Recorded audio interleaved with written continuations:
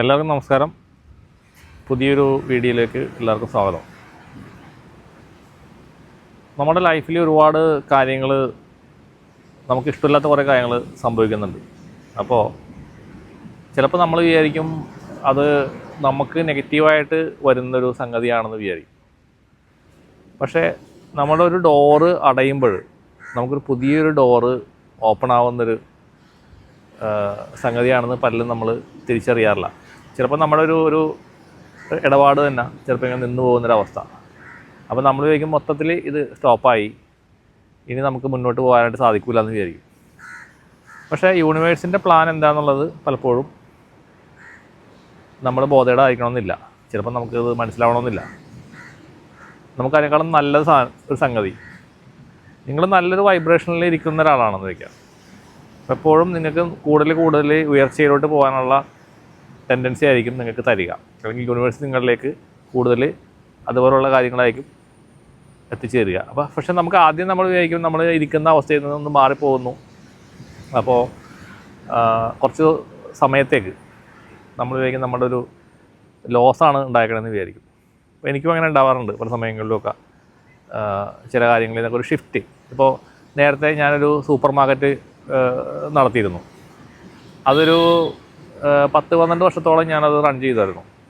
പക്ഷേ ഞാനൊരു സ്പിരിച്വലായിട്ടുള്ള ഒരാളായതുകൊണ്ട് എനിക്ക് അവിടെ ഷോപ്പിലിരിക്കാനോ അതൊന്ന് നോക്കാനോ വേണ്ട രീതിയിൽ അതൊന്ന് പരിപാലിക്കാനൊന്നും വാസ്തവത്തിൽ കഴിഞ്ഞിരുന്നില്ല എന്നുള്ളതാണ് വാസ്തവം. പിന്നോട്ട് തിരിഞ്ഞ് നോക്കുമ്പോൾ നമുക്ക് പല റീസൺസ് പൊക്കി കാണിക്കാൻ പറ്റുമെങ്കിലും ഇപ്പം തന്നെ എനിക്കറിയാം എന്തുകൊണ്ടാണ് അത് അടച്ചു പോയെന്നുള്ളത്. വെച്ച് കഴിഞ്ഞാൽ ഞാനത് ക്ലോസ് ചെയ്യേണ്ട വന്നു. ലാസ്റ്റ് ബിസിനസ് ഇല്ലാത്തൊരവസ്ഥയിലേക്ക് എത്തി, അത് സ്റ്റോപ്പ് ചെയ്തു. കാരണം എന്താ വെച്ച് കഴിഞ്ഞാൽ അപ്പോൾ അത് ആളുകൾ പറയുന്നു അത് നേരെ ചൊവ്വേ നടത്താനായിട്ടാണ്, അങ്ങനെയാണ് ഇങ്ങനെയാണ്, ബിസിനസ് ചെയ്യാൻ അറിയാൻ പാടില്ലാത്തതുകൊണ്ടാണെന്നൊക്കെ ആൾക്കാർ കുറ്റം പറഞ്ഞ ആൾക്കാരൊക്കെ ഉണ്ട്. പക്ഷേ എന്തുകൊണ്ടാണെന്ന് വെച്ച് കഴിഞ്ഞാൽ യൂണിവേഴ്സിൻ്റെ പ്ലാൻ വേറൊന്നാണ്. അപ്പോൾ ഞാനവിടെ ആ ഷോപ്പിൽ തന്നെ ഇങ്ങനെ ഇരുന്ന് കഴിഞ്ഞാൽ എനിക്ക് എൻ്റേതായിട്ടുള്ള ആത്മീയവാദിയിൽ സഞ്ചരിക്കാനുള്ളൊരു അവസരം ഉണ്ടാകുന്നില്ല എന്നുള്ളതാണ്. അപ്പോൾ യൂണിവേഴ്സ് തന്നെ അത് പൊട്ടിക്കുകയാണ്, അല്ലെങ്കിൽ ദൈവം തന്നെ അത് പൊട്ടിച്ചു, കട പൊട്ടിച്ച് കഴിഞ്ഞപ്പോൾ എനിക്ക് ജീവിക്കാൻ മാർഗം വേണമല്ലോ നമുക്ക്. അപ്പോൾ ആ സമയത്ത് എനിക്കൊരു ഈ സ്ഥാപനം ചെറുതായിട്ട് ഞാൻ തുടങ്ങി വെച്ച സ്ഥാപനം പയ്യെ ഫ്ലറിഷായി തുടങ്ങി. എനിക്ക് സ്വന്തമായിട്ടൊരു ലോഡ്ജുണ്ട്, ചെറായിലെ ലോഡ്ജുണ്ട്, വർഷങ്ങളായിട്ട് എനിക്കുണ്ട്. അപ്പോൾ ഇത് പഴയ കഥകളാണ് ഞാനീ പറയുന്നത് കേട്ടോ. അപ്പോൾ ആ സമയത്ത് അത് ഉണ്ടെങ്കിലും എനിക്ക് അത് ഈ ബിസിനസ്സൊന്നും ഉണ്ടായിരുന്നില്ല. ആ സമയത്താണ് ഞാൻ ആദ്യമായിട്ട് കൊല്ലൂർ മൂകാംബിക ദേവി ക്ഷേത്രത്തിൽ പോകുന്നത്. അപ്പോൾ അതൊരു കാറിലാണ് ഞങ്ങൾ യാത്ര ചെയ്യുന്നത്. കാറിൽ ഞങ്ങൾ പോയി അവിടെ നിന്ന് വേറെ ഒരു 1-2 ക്ഷേത്രങ്ങളൊക്കെ പോയിട്ടാണ് തിരിച്ചു വന്നത്. അപ്പോൾ ആദ്യമായിട്ട് നമ്മൾ കൊല്ലൂർ ക്ഷേത്രത്തിൽ പോയി തൊഴുത് വന്നതിന് ശേഷം പിന്നീട് എല്ലാ വർഷവും മുടങ്ങാതെ എനിക്ക് പോകാൻ സാധിച്ചിട്ടുണ്ട്. അത് വലിയൊരു ദൈവയുടെ അനുഗ്രഹമാണ്. പക്ഷേ അവിടെ നിന്നാണ് പതുക്കെ നമ്മൾ ക്ലച്ച് പിടിച്ച് മുന്നോട്ട് വന്നത്. ബിസിനസ്സിലേക്ക് ഞാൻ ഇറങ്ങിയിട്ട് എനിക്ക് വിജയം ഉണ്ടായത് അതിന് ശേഷം മാത്രമാണെന്നുള്ളതാണ് വാസ്തവം. കുറേ വർഷങ്ങൾ ഞാൻ ബിസിനസ് ചെയ്തു, ഒരു രൂപ പോലും എൻ്റെ കയ്യിൽ ബാലൻസ് ഉണ്ടായിരുന്നില്ല, അല്ലെങ്കിൽ ഒന്നും സമ്പാദിക്കാനോ ഒന്നും സാധിച്ചില്ല എന്നുള്ളതാണ്. പിന്നെ എൻ്റെ ഫാദർ അത്യാവശ്യം നല്ല സ്ഥിതിയിലുള്ള ആളായതുകൊണ്ട് എനിക്ക് സാമ്പത്തികമായ ബുദ്ധിമുട്ടുകളൊന്നും ഇല്ലാതെ അദ്ദേഹത്തിൻ്റെ തണലിൽ നിൽക്കാൻ പറ്റിയെന്നുള്ളതാണ്. പക്ഷേ അതിന് ശേഷമാണ് എനിക്ക് സാമ്പത്തികമായ നേട്ടങ്ങൾ വന്നു തുടങ്ങിയതും സ്വന്തം കാലിൽ നിൽക്കാനും നമ്മുടെ കയ്യിൽ കുറച്ച് പൈസയൊക്കെ വന്നത് ആ മൂകാംബിക ക്ഷേത്രത്തിൽ പോയതിന് ശേഷമാണ് ബിസിനസ് ഡെവലപ്പായത്. ബിസിനസ് നന്നായിട്ട് ഡെവലപ്പായി. അതിന് ശേഷം ഓരോ കൊല്ലം കഴിയുന്തോറും ഇങ്ങനെ കയറി മുകളിലേക്കുള്ള അവസ്ഥയിൽ ഇപ്പോഴും നന്നായിട്ട് അത് റൺ ചെയ്യുന്നുണ്ട്. ഞാൻ ഈ സംഗതികളൊക്കെ ചെയ്യുന്നുണ്ടെങ്കിലും അപ്പുറത്തെ സൈഡിൽ കൂടി അത് നടക്കുന്നുണ്ട്.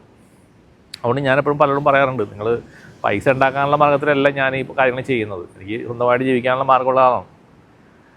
അപ്പോൾ ഇത് ഉപജീവന മാർഗ്ഗമായിട്ട് ഞാൻ സ്വീകരിച്ചല്ല, അത് ഞാൻ ഇതുവരെ സ്വീകരിച്ചിട്ടില്ല. അങ്ങനെ 10-25 വർഷമായിട്ടും ഞാൻ ഈ ആത്മീയ പ്രവർത്തനങ്ങൾ ചെയ്യുന്നുണ്ടെങ്കിലും ഉപജീവന മാർഗ്ഗമായിട്ട് ഞാൻ കണ്ടിട്ടില്ല, ഇപ്പോഴും ഞാൻ കണ്ടിട്ടില്ല. പൈസ കിട്ടുന്നുണ്ട് എനിക്ക്, ഇല്ലെന്നല്ല. പക്ഷേ അത് കുറച്ചും കൂടി നമ്മൾ ജനങ്ങളെ മാക്സിമം നമ്മളുടെ ഒരു എഫർട്ട് കൊടുക്കുക, അവർക്ക് നന്മ വരാൻ വേണ്ടിയിട്ട് പരിശ്രമിക്കുക എന്നുള്ള ആ ഒരു ലക്ഷ്യം കൂടി എൻ്റെ ഉള്ളിലുണ്ട്. ഇപ്പോൾ തന്നെ നിങ്ങൾക്ക് എന്നെ നോക്കിക്കഴിഞ്ഞാൽ അറിയാം. അപ്പോൾ ഞാൻ ഇന്ന് രാവിലെ 7 മണിക്ക് വർക്ക് സ്റ്റാർട്ട് ചെയ്ത് ഇപ്പോൾ ഈ സമയം വരെ വർക്ക് ചെയ്തുകൊണ്ടിരിക്കുകയായിരുന്നു. ഇപ്പോൾ ഞാനിവിടെ ഇറങ്ങിയിട്ട് കടപ്പുറത്ത് വന്നിരിക്കുന്നത്. എൻ്റെ ഫേസ് കാണുമ്പോൾ നിങ്ങൾക്ക് മനസ്സിലാവും ഞാൻ എത്രത്തോളം ടയേർഡാണ്, എത്രത്തോളം എനർജി ഡ്രെയിൻ ആയിരിക്കുന്ന അവസ്ഥ.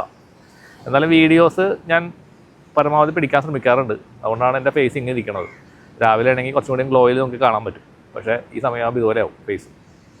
അടുത്ത് 2-3 പേര് ചോദിച്ച് സാറിൻ്റെ ഫേസ് എന്താണ് ഇങ്ങനെ ഇരിക്കണമെന്നൊക്കെ എന്നോട് ചോദിച്ചു, അടുപ്പുള്ള ആൾക്കാർ.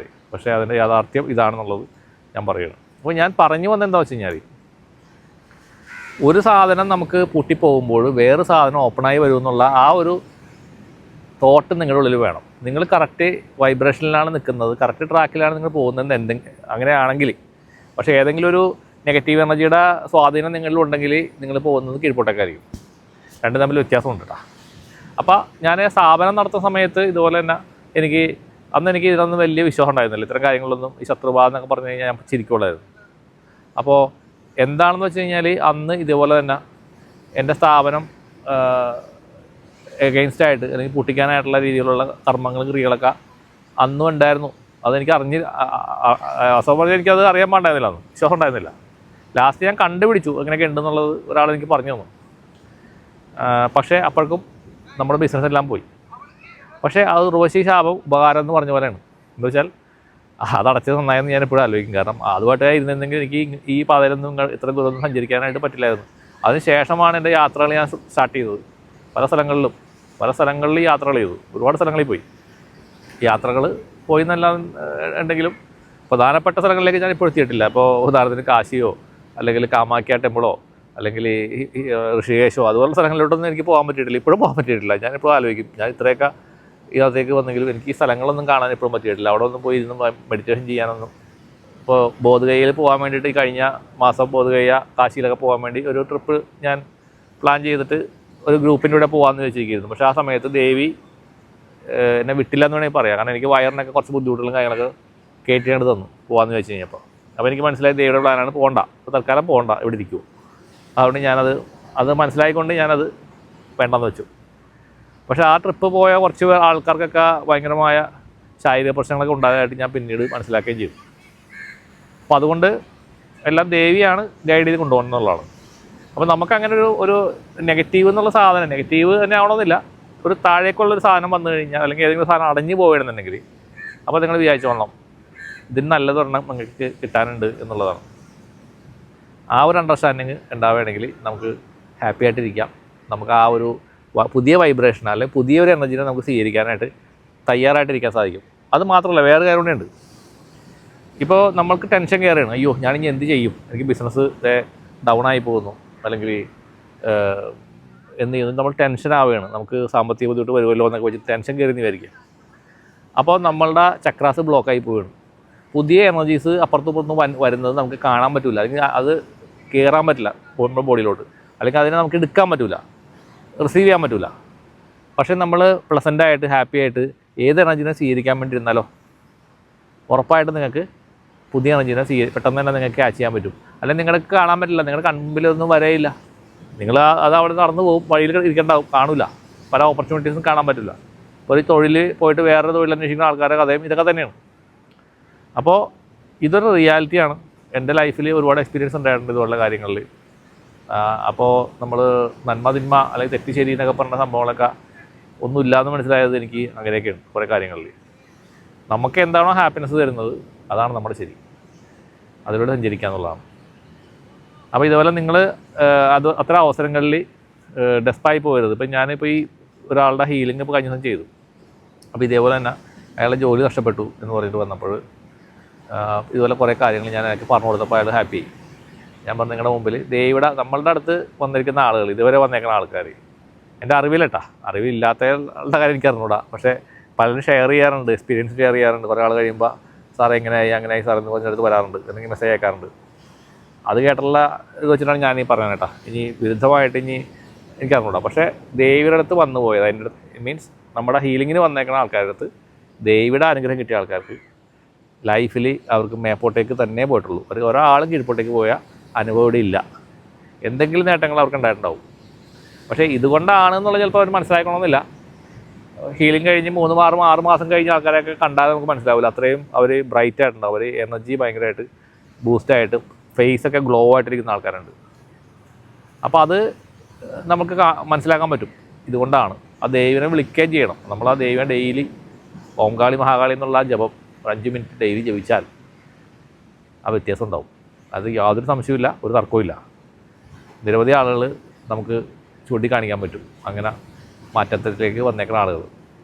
അപ്പോൾ അതുകൊണ്ട് ഒരു ഓപ്പർച്യൂണിറ്റി നഷ്ടപ്പെട്ടു എന്ന് വെച്ചിട്ട് ആരും വിഷമിക്കരുത്. നിങ്ങൾക്ക് പുതിയ ഓപ്പർച്യൂണിറ്റീസ് യൂണിവേഴ്സ് തരും. നിങ്ങൾ റിസീവ് ചെയ്യാനുള്ള മൈൻഡ് സെറ്റ് റെഡിയാക്കി വെക്കുക. ഹാപ്പി ആയിട്ടിരിക്കുക, ടെൻഷൻ കളയുക. എല്ലാവർക്കും നന്മ വരട്ടെ.